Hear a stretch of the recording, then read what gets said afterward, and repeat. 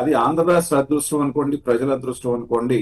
ఈసారి కేంద్రంలో ఉన్నటువంటి ప్రభుత్వం చంద్రబాబు నాయుడు గారు ఇచ్చినటువంటి బలం మీద ఆధారపడటం వలన ఏంటంటే ఖచ్చితంగా చంద్రబాబు నాయుడు గారిని ఇగ్నోర్ చేయలేనటువంటి పరిస్థితిలో, అంటే నేను ఉన్నదున్నట్టుగా ఫ్యాక్ట్స్ మాట్లాడుతున్నాను. Definitely sir.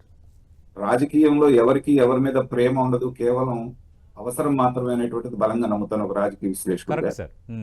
ఇవాళ మనకి మన అవసరం అక్కడ ఉంది కాబట్టి ఖచ్చితంగా వచ్చేటువంటి అన్ని అవకాశాల్లో సింహభాగం మనకి రావడం ఒకటి జరుగుతుంది. ఒకటి, మోడీ గారు కూడా ఇక్కడ మనకి సరైనటువంటి నాయకత్వం లేకపోతే చేయాలన్న ఆయనకి కష్టం అవుతుంది. అది ఫస్ట్ ఫ్యాక్టర్. అయితే రెండో ఫ్యాక్టర్ ఏంటంటే లోకేష్ అనేటువంటి ఫ్యాక్టర్ ఇక్కడ చాలా బాగా పనిచేస్తుందండి.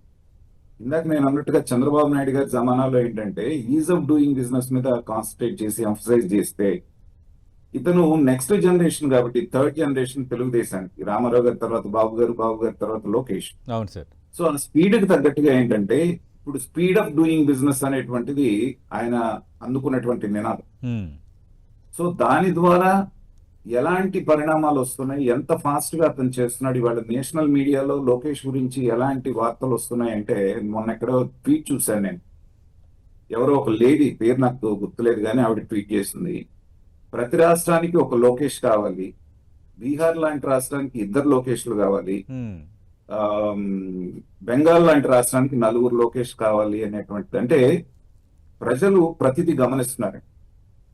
సో అతనిలో ఉన్నటువంటి చొరవ, తర్వాత వాళ్ళకు ఉండేటువంటి అడ్డంకుల్ని తొలగించేటువంటి పద్ధతి, అవసరమైతే కేంద్ర ప్రభుత్వం దగ్గరికి వెళ్ళి వాళ్ళతోటి కూడా అక్కడ కూడా కొంత సవరణలు తీసుకొచ్చున్నటువంటి రూల్స్ లో చేస్తున్నారు కాబట్టి ఇదంతా సాధ్యమైందని నేను అనుకుంటున్నానండి. 20 లక్షల ఉద్యోగాలు 5 సంవత్సరాల్లో అన్నప్పుడు నేను కూడా కొంచెం అతిశయోక్తిగా మాట్లాడుతున్నారేమో వీళ్ళు, ఇది సాధ్యమేనా అనుకున్నాను. కానీ ఈ స్పీడ్ చూస్తూ ఉంటే ఇప్పటికే దగ్గర దగ్గర 9 నుంచి 10 లక్షల ఉద్యోగాలు, అంటే ఇవాళకి వాళ్ళు రాకపోయినా వచ్చేటువంటి అవకాశానికి పునాది పట్టడం.